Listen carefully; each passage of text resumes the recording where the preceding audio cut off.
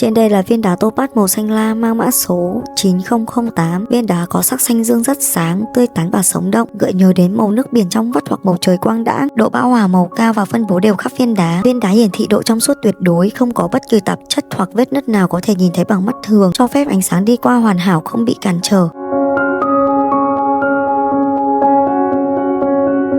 Và sau đây là thông số chi tiết của viên đá.